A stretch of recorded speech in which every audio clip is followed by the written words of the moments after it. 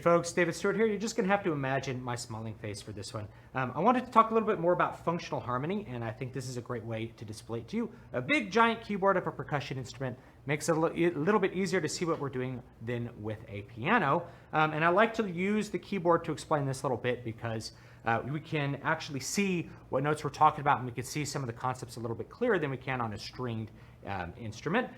So if we go back, I talked in 2 other videos about how you figure out all the chords in a key and basically how you can create a cadence. And now what's left is to figure out what are all the chords that happen before the cadence. Well, those are up to you as a composer, and part of the composition is deciding how you want one chord to go to the next and what the effect of going from one chord to the next is actually going to be. And so it's up to you as a composer to decide that, but certain motions between certain chords are going to have different effects, and that's what I really want to explain today. So if we go back just to review, any triad in any key, we're going to do this in C major, which is just the bottom row of keys, makes it really, really easy. Any triad we can play just by skipping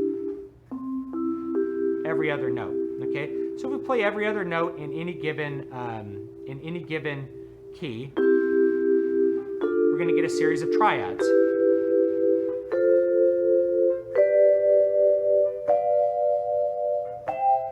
Okay, so there are 7 chords in every major key. We're not going to do with minor keys just yet, but those are your chords that you could select from, and as you move from one chord to the next, it's going to have a different effect. The first effect that's probably the most dramatic is a movement of a second. So if we play, say, from C up to D minor,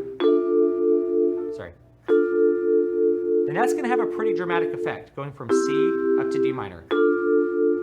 Or from C down to B diminished, the 7 chord. Both of those are pretty dramatic because each of those chords has very little in common with C major, especially B diminished. B diminished has a bunch of half steps away from, or 2 half steps away from some of the notes in C major, which makes it very dramatic to go back to C major. So when we go away by a second, that tends to sort of up the amount of drama that we have in the piece of music. And the next big one, which is a really, really strong way to resolve away from a chord, is a fifth. So if we go up a fourth or down a fifth, same thing.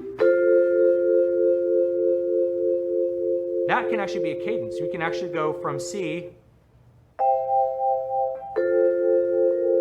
in the key of F, that would be a cadence, an authentic cadence. So movement of a fifth is very, very strong.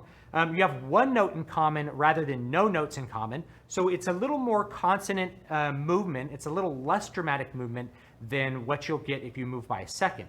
And a really, really familiar ending figure would be F in the key of C, G major, and down to C.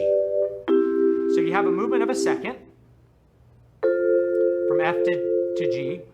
That's ups the tension. We really want a resolution, then we resolve down to a fifth, which has a nice, pretty dramatic resolution, but definitely resolves it since we're going back to that tonic chord.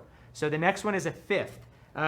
The least dramatic movement is a movement by a third or a sixth. And the reason that I didn't mention fourth and fifth as separate is that if I go up by a fourth, harmonically, up by a fourth to F, I'm not really a mallet player. So if I'm playing with awful technique, just forgive me. If we go up by a fourth, it's the same as going down by a fifth. So we tend to think of those as basically the equivalent amount of tension in those motions, a fourth or a fifth. Likewise, a third, going up a third, is the same as going down a sixth. You count 1, 2, 3, 4, 5, 6, okay? So basically you end up with the same motion. So you really only have to think of a second, a third, or a fourth or fifth. Third is the least dramatic because you have 2 notes in common. So if I start on C and I just start going down in thirds to A minor, down to F, D minor, down to B diminished, you can keep going down to G, and then we can have a nice resolution to C. Okay? So as you move down in thirds, that tends to be a pretty relaxed motion because you have 2 notes in common with the chord that you had before. It's not a dramatic motion, it's sort of a relaxed motion. And the way that you would do this as a composer is that you'd mix those two. You'd mix dramatic sort of tense motion between chords, and then follow it perhaps with a more relaxed motion. So if we went with a pretty typical, if you think of those magic changes, 1 to 6, that's pretty relaxed. To a 4, that's pretty relaxed. Up to a 5, that's tense. Then down a 5th to C, that's a good resolution. That's a really, really typical one. That's from Greece, those magic changes. C major, A minor, F major, G. Okay? And that's going to produce a really relaxed effect with a big bit of tension sort of pushing upwards at the end to get you back to that resolution, that home chord, tonic chord, C major. So if you're a composer, and if we just look at root position triads here, we can move up by a third, pretty relaxed. We may want to be dramatic, move up by a second, minor second. And then we may want to relax, go down to D minor. And then we may want to have a little bit more motion to go up to G. And then we're at a great place to resolve our C major chord to C major, okay?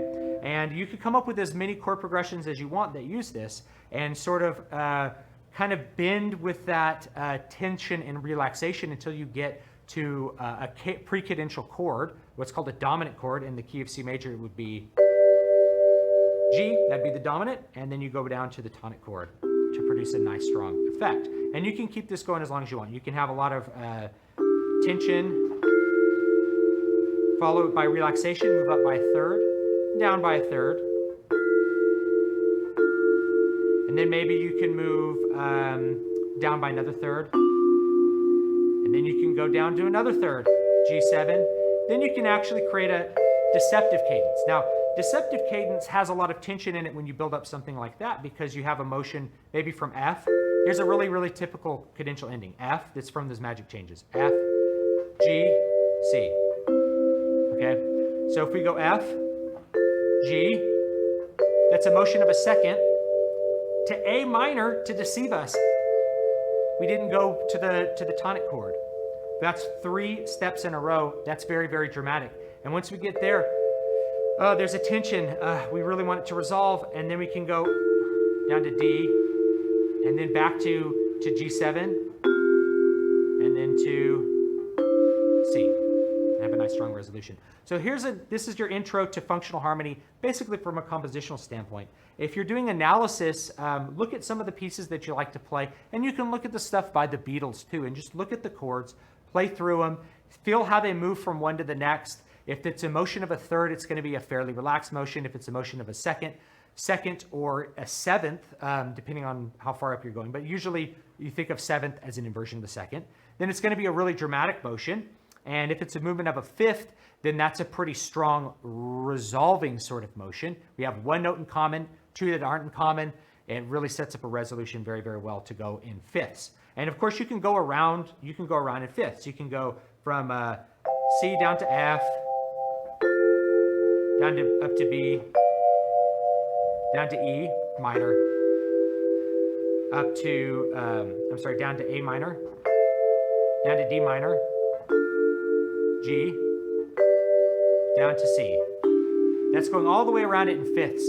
That has a really, really constant amount of consonants. And composers like Bach used to use these constant motions of fifths to sort of propel the music forward and maintain the level of consonants at a particular amount so that you never felt like you were really uncertain and really tense, but you also didn't feel like it was too relaxed and boring. So motions of fifths are really, really good when you can use them. But if you use them all the time, then you're not going to really create a lot of drama or interest within the chords of the piece.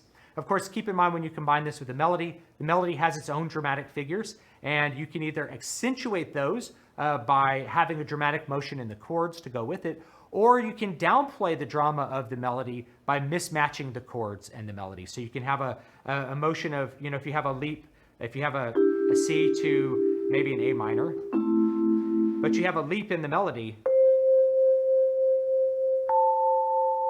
of a 6, that's dramatic. But the motion, instead of being dramatic, here's dramatic motion. Let's see if I can do an octave here.